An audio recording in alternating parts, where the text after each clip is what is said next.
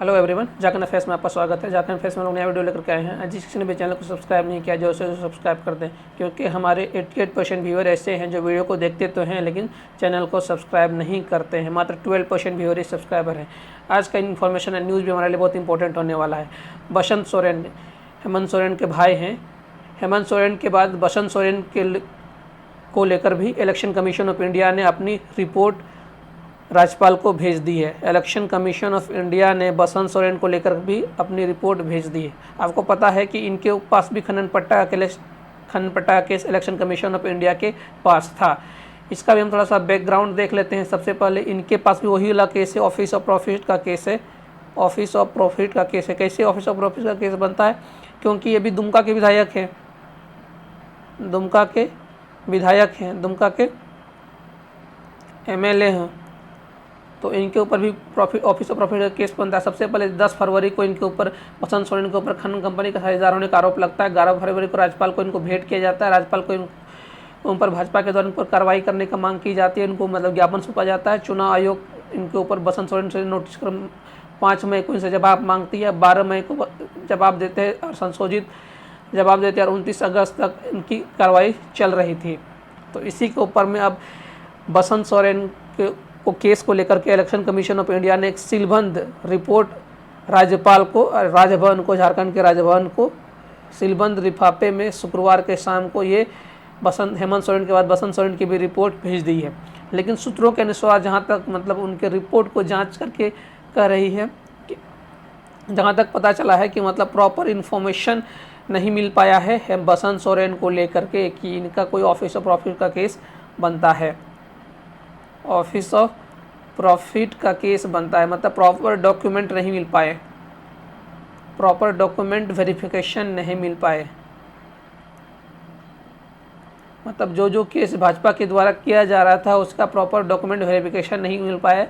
तो अब ये केस, अब ये फैसला किसके, राज्यपाल के ऊपर छोड़ दिया जाता है।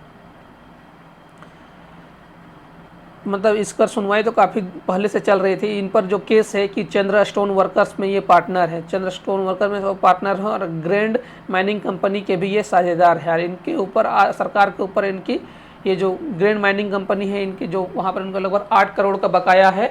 और मतलब ये पहले से मतलब जब भी ये इस तरह की केसेस होते हैं, ये जनप्रतिनिधि कानून RPA एक्ट के धारा 9A के तहत इसका उल्लंघन है। आप कोई राजनीतिक पद में होते हुए, राजनीतिक नहीं, एक कॉन्स्टिट्यूशनल पद में होते हुए आप अपने से कोई एक पद अलग से एक ऑफिस ऑफ प्रॉफिट का केस नहीं ले सकते हैं, कोई ऑफिस अलग से पद में नहीं रह सकते हैं। तो उन्हीं का केस बनता था।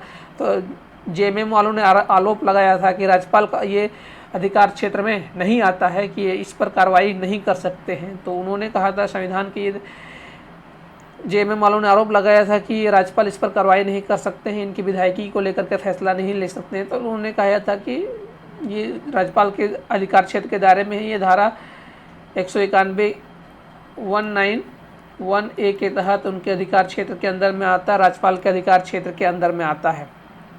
अभी तक जितना बातें चली हैं, तो जहाँ तक अभी केसेस सामने आ रही हैं, तो इन पर फैसला अब राज्यपाल और राजभवन को अपने विवेक के आधार पर लेना है।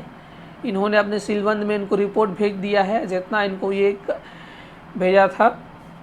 और अब राज्यपाल के ऊपर है, रमेश बैस के ऊपर है। लेकिन इलेक्शन कमीशन ऑफ इंडिया के सूत्रों के आधार पर कहना है कि इनके प्रॉपर डॉक्यूमेंट नहीं मिल पा रहे हैं, कि उनको प्रूफ नहीं मिल पा रहा है बसंत सोरेन के ये को लेकर के, जो आरोप लगाए जा रहे हैं उनको लेकर के कोई प्रॉपर प्रूफ नहीं मिल पा रहा है। जैसे चंद्र स्टोन वर्कर्स के वो पार्टनर और ग्रीन माइनिंग कंपनी के वो साझेदार हैं, इसको लेकर के कोई प्रूफ नहीं मिल पा रहा है। तो इनको सिफारिश भेज दी है। अब देखते हैं आगे क्या होता है। राजभवन और राज्यपाल इस पर क्या फैसला लेते हैं। आपकी क्या राय है कमेंट सेक्शन में दें। और इस वीडियो को देखने के लिए आपको बहुत बहुत धन्यवाद।